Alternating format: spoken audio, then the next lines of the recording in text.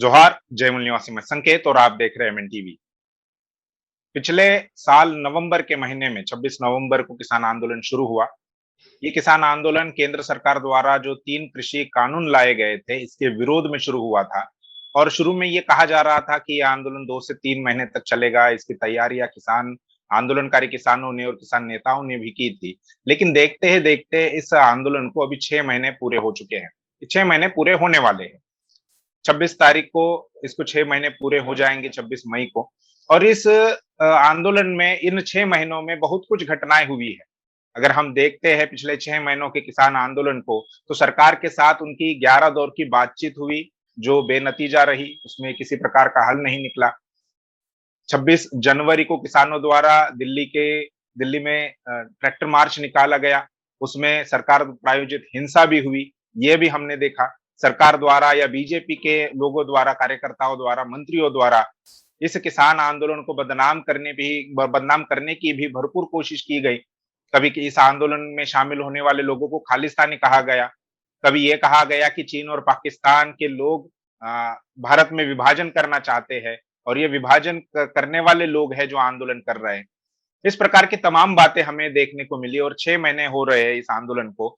6 महीने के मौके पर और सरकार को 7 साल हो रहे हैं 26 मई को, इस मौके पर किसानों ने एक आंदोलन अभी हाल ही के 2-4 दिन पहले ऐलान किया है। वो आंदोलन क्या है?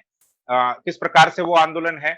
अभी 6 महीने में जो कुछ घटनाएँ हुई है, उसको लेकर हम आज बात करने वाले, क्योंकि भारत में इतने लंबे समय से जो आंदोलन चल रहा है, वो अभी के समय में यानी 21वीं शताब्दी की अगर बात करें तो किसान आंदोलन ही है जो बहुत बड़े पैमाने पर चल रहा है और किसान आंदोलन ही है जिसने सरकार को पकड़ के रखा है। ये आंदोलन वो सरकार के विरोध में ही लगातार चला रहे हैं।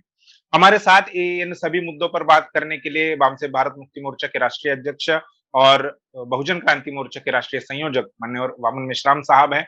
मैं उनका इस चर्चा में स्वागत करता हूं और इसके साथ ही एमएन टीवी के मुख्य संपादक माननीय कुमार काले सर हमारे साथ है, उनका भी मैं स्वागत करता हूं। और मेश्राम साहब से मैं पूछना चाहता हूं कि 6 महीने सर बीत चुके हैं। 6 महीने एक बड़ा समय है। जैसे हमने बार-बार आपका जो इंटरव्यू है उस आंदोलन के संदर्भ में किया है। कैसे देखते हैं 6 महीने के बाद जब इतनी सारी घटनाएँ इस आंदोलन में हो चुकी है?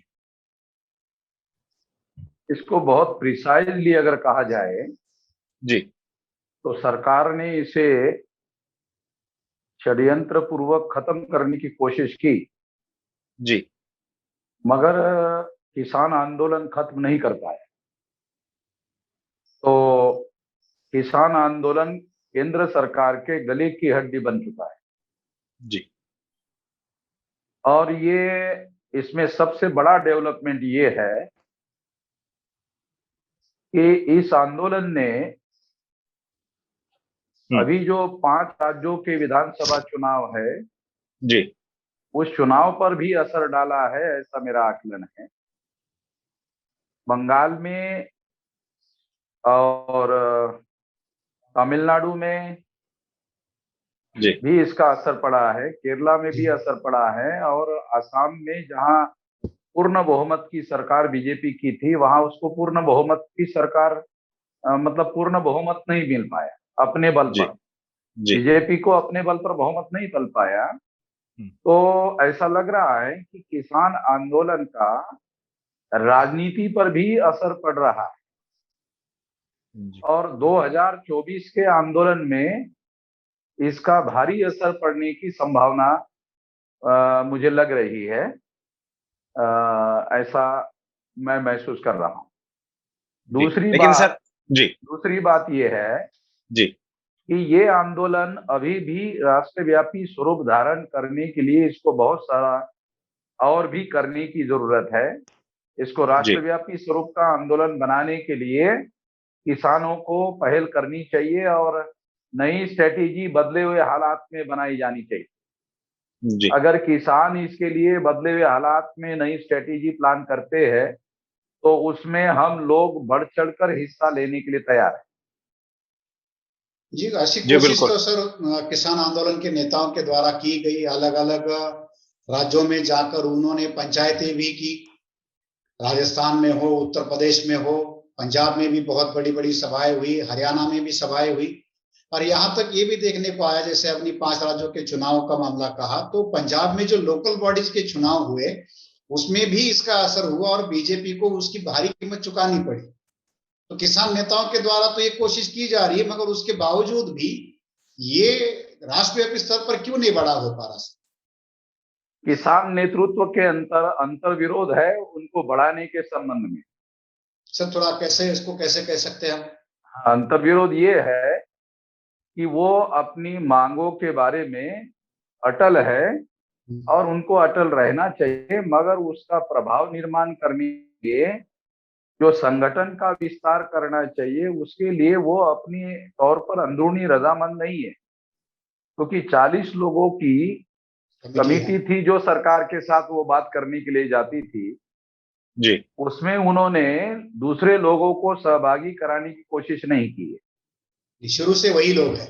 हाँ, वही लोग हैं और उनको इस बात के बारे में संगठन का विस्तार करने की दृष्टि से सारी बातों को नए सिरे से सोचकर ये राष्ट्रव्यापी आंदोलन खड़ा करने के बारे में इसका ढांचा राष्ट्रव्यापी बनाया जाना चाहिए, इस कोशिश करनी चाहिए, मगर अंदरूनी उनके अंदर ये समस्याएं हैं और इस वजह से शायद वो इस बात को आगे बढ़ाने में कामयाब नहीं हो पा रहे और दूसरे लोग आखिरकार उनको नेता मानकर पिछलग्गू बनने के लिए राजी क्यों हो।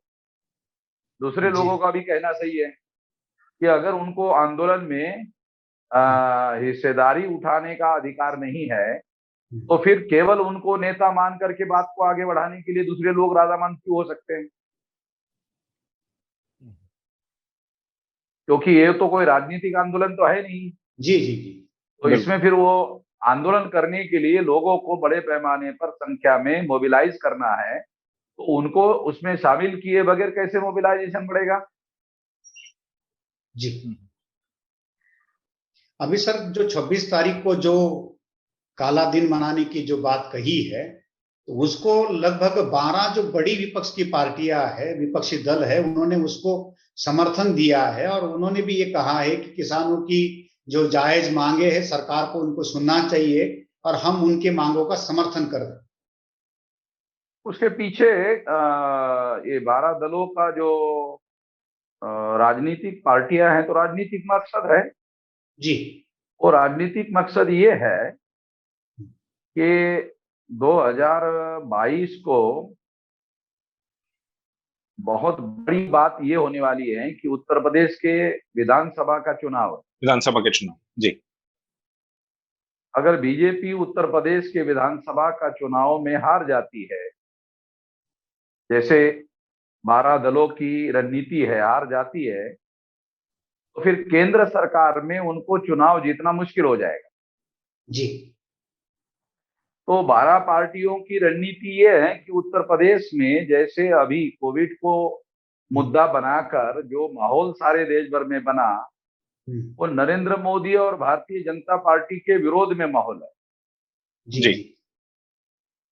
और इतना सारा विरोध है, बहुत भयंकर विरोध है, लोगों के अंदर असंतोष बहुत ज्यादा है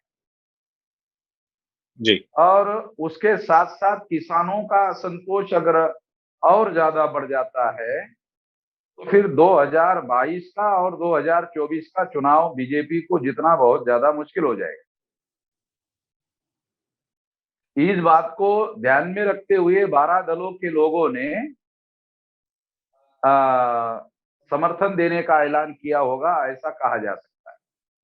अभी सर जो पिछले कुछ दिनों पहले उत्तर प्रदेश में पंचायत राज के चुनाव हुए, उसमें भी बीजेपी को इन सारी मांगों का जो उन्होंने अनदेखी की है किसान आंदोलन की, उसकी कीमत चुकानी पड़ी। तो ये असर तो अभी से शुरू हुआ ऐसे लगता है और इस असर को ही 12 दल के लोग और बढ़ाना चाहते हैं।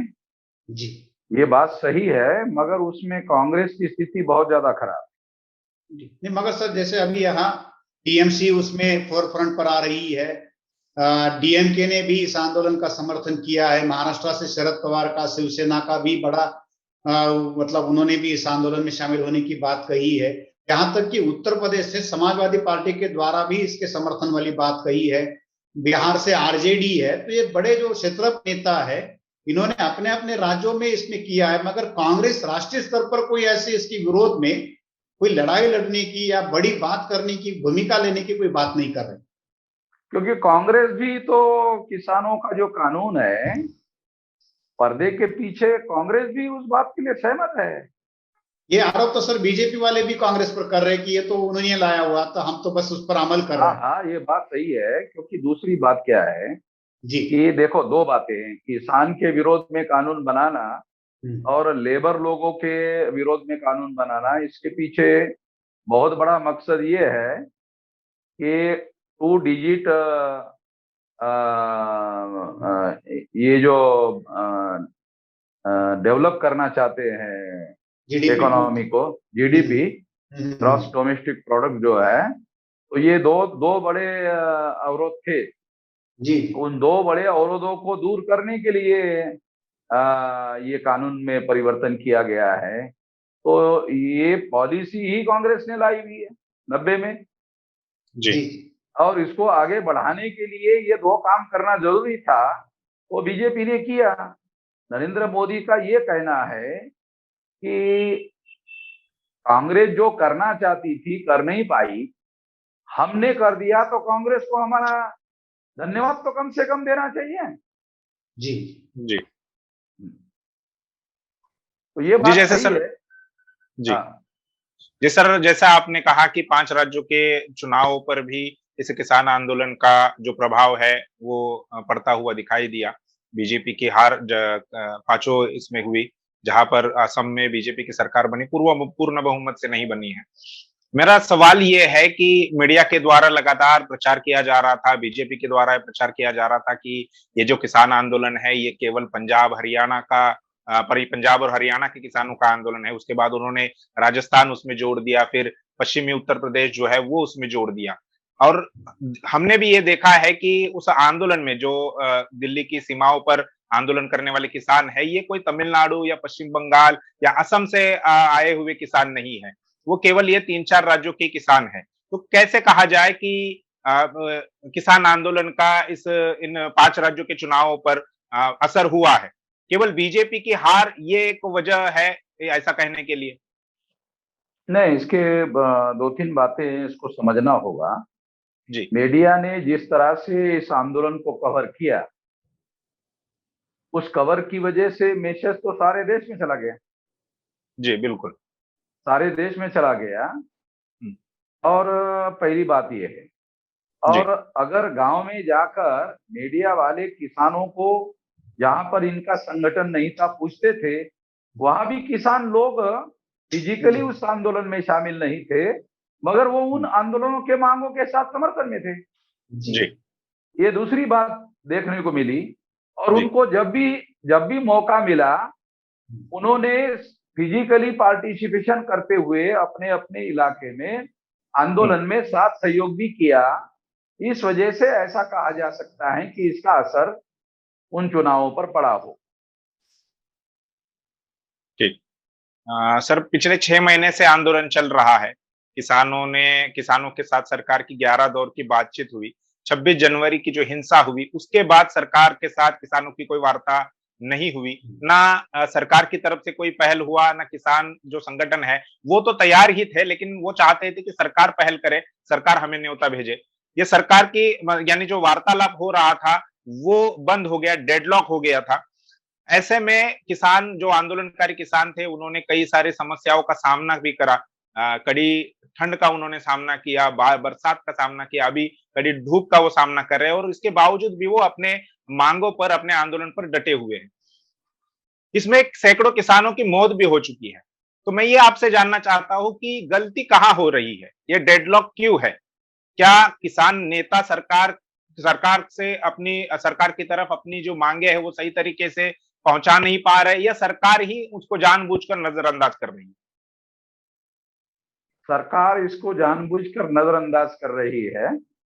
जी उसका केवल एक ही कारण हम्म कि उनको 2020 में जिस तरह से लॉकडाउन का -23.5% जीडीपी पर असर पड़ा, जी, उससे केंद्र सरकार ने ये सबक सीखा कि अब उसको लॉकडाउन नहीं करना है। हम्म, और ये एक बड़ी वजह है जिसकी वजह से केंद्र सरकार ने कोविड के मुद्दे पर भी पहल करने के लिए मना कर दिया। असल बात क्या है, जीडीपी का मामला है। जी, कोविड के मुद्दे पर केंद्र सरकार इसलिए पहल नहीं कर रही है क्योंकि उसका जीडीपी पर दूसरे साल भी बहुत बुरा असर पड़ता है। जी, अभी 12% तक जीडीपी का ग्रोथ होगा, ऐसा इंटरनेशनल एजेंसियों का कयास था। और दूसरी लहर के आने के बावजूद भी ये 10% तक रहेगा, ऐसा कह रहे हैं। इसका जी, मतलब है कि कोविड के लिए नरेंद्र मोदी या सेंट्रल गवर्नमेंट का पहल ना करना और किसान के मुद्दों पर भी पहल ना करना, इसका संबंध डायरेक्ट जीडीपी के साथ में है। तो ये जानबूझकर सेंट्रल गवर्नमेंट पहल नहीं कर रही है। 11 मीटिंगों में सरकार को ये मालूम हो गया कि सरकार अपने मुद्दों से पीछे नहीं हटना चाहती और किसान भी नहीं हटना चाहते। तो केंद्र सरकार ने अपने लेवल पर निर्णय किया, ऐसा लग रहा है कि बातचीत करने का कोई मतलब है नहीं, हम्म,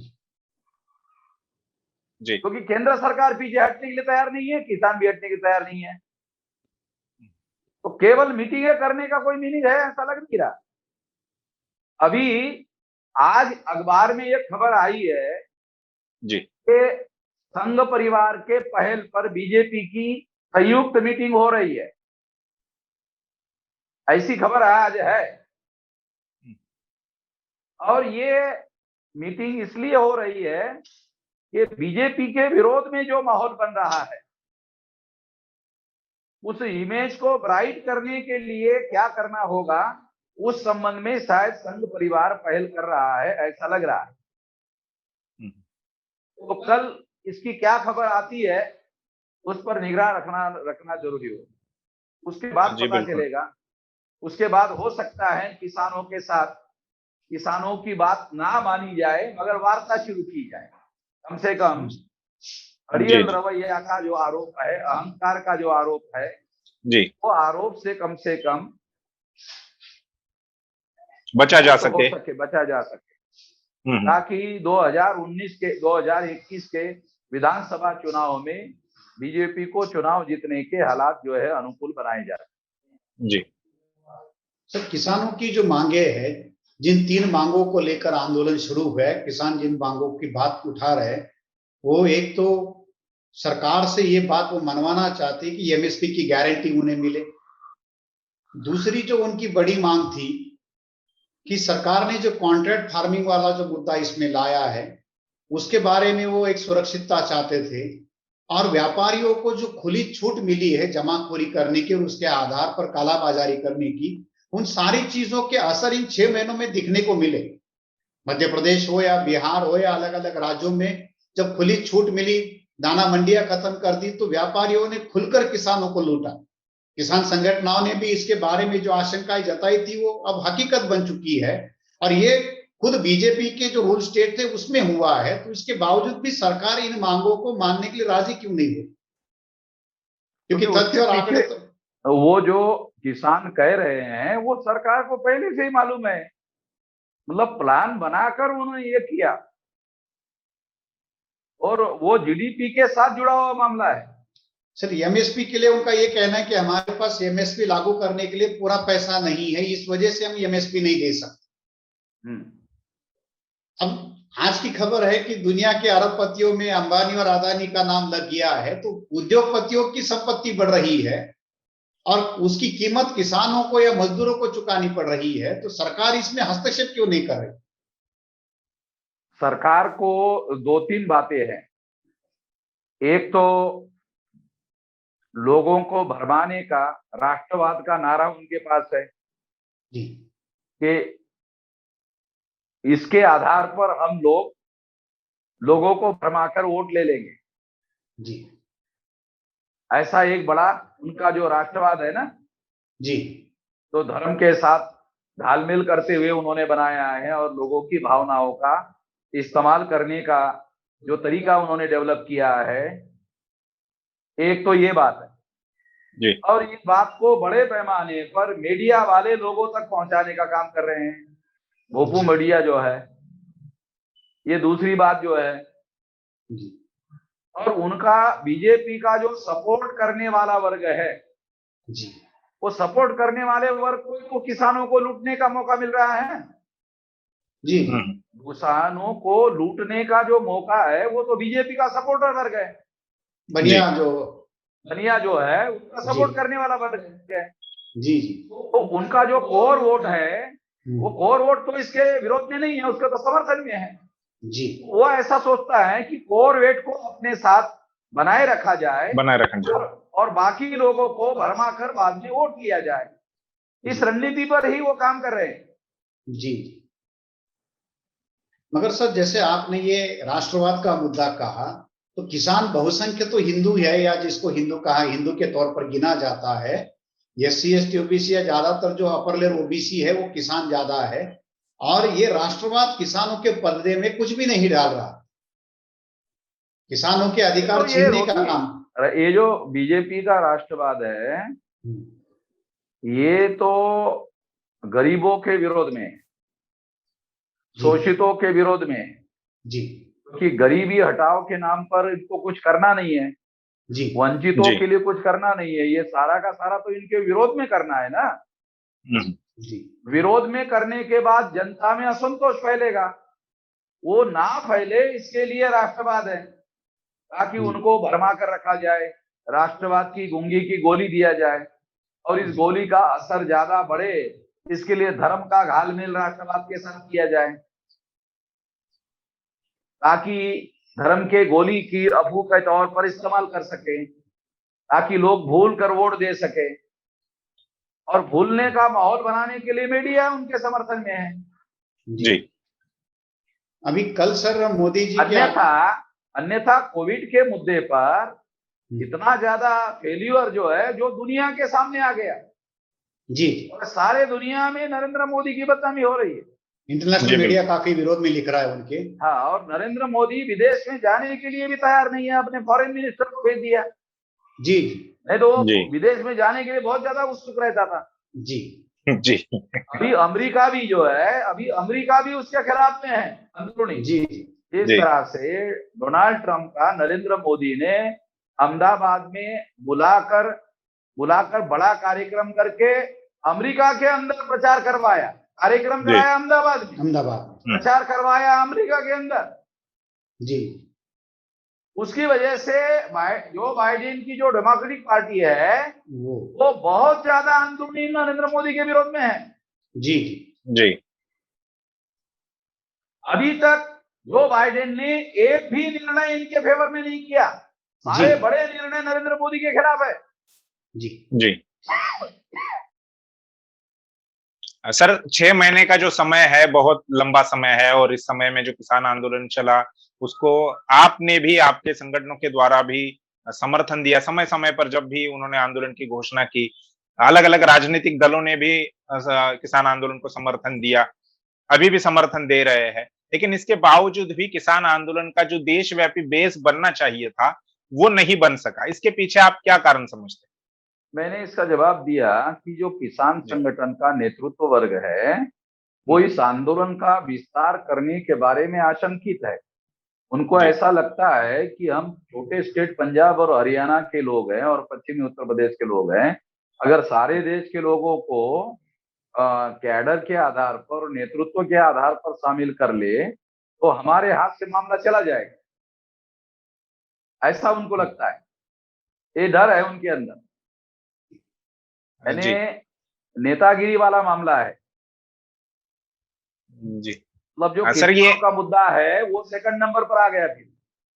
जी अभी सर कल परसों ही हमने मोदी जी को कोविड के दौरान जो डेथ हुई उसको लेकर शोक जताते हुए उनकी आंखों से आंसू बहाते हुए भी देखा, मगर इन 6 महीनों में इतने ज्यादा किसान बॉर्डर पर शहीद हुए, अपने जायज अधिकारों की लड़ाई लड़ते लड़ते हुए शहीद हुए, मगर मोदी के द्वारा इन किसानों के समर्थन में या उनका जो वहां पर शहादत हुई उसके बारे में एक शब्द भी नहीं कहा गया। आंसू तो दूर की बात, उल्टा उसके ये उलट उन्होंने संसद के अंदर जो आंदोलन करने वाले लोग हैं उनका उनको मजाक भी उड़ाया, उनको नया नाम दिया आंदोलन जीवी। आंदोलन जीवी।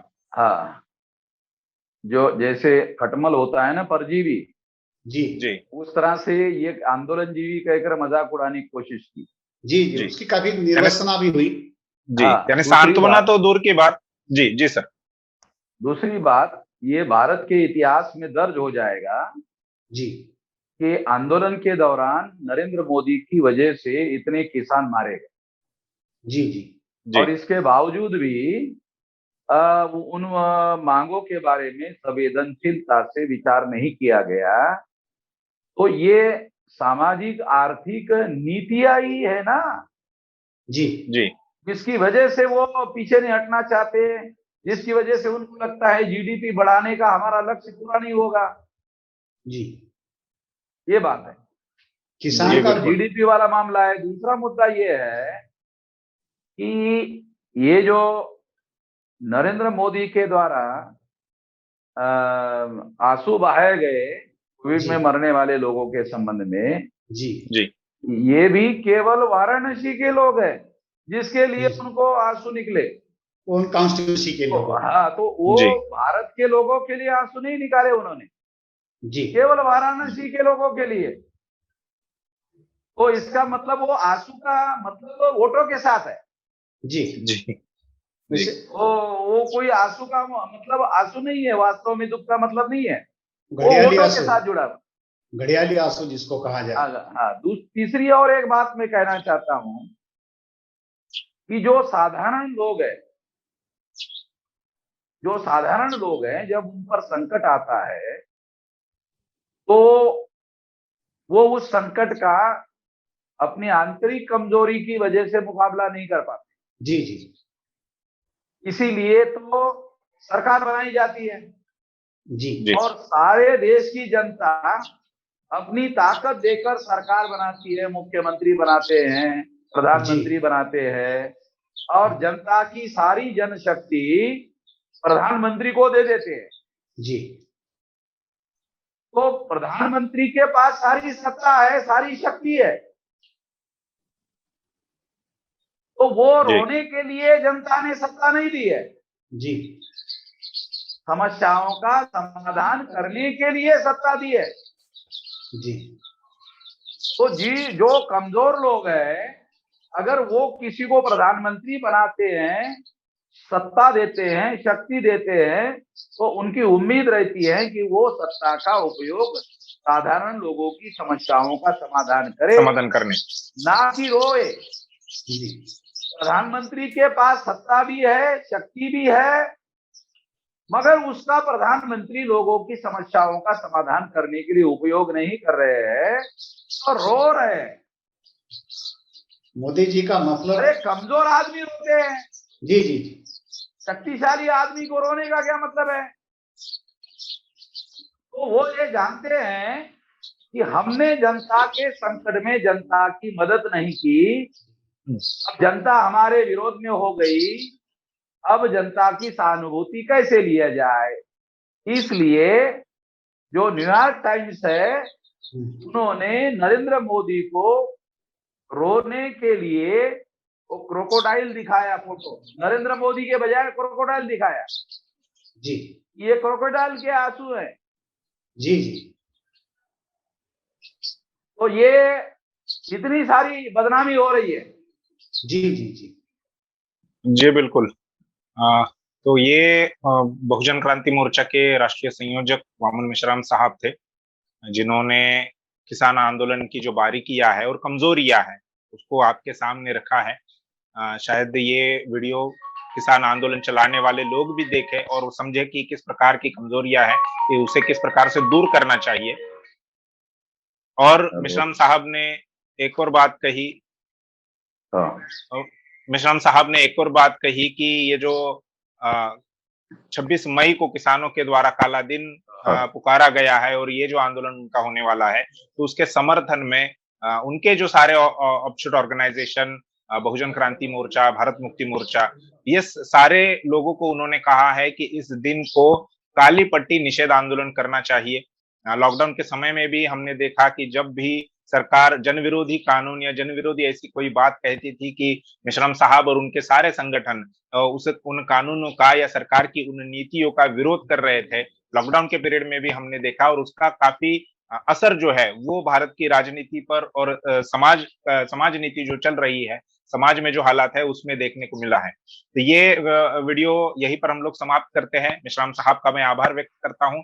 इसके अलावा कुमार काले सर का भी आभार व्यक्त करता हूँ कि जिन्होंने हमें समय दिया और हमसे बात की, हमारे सारे सवालों पर चर्चा की। इन दोनों मान्यवरों का आभार व्यक्त करते हुए ये हम वीडियो यहीं पर समाप्त करते हैं।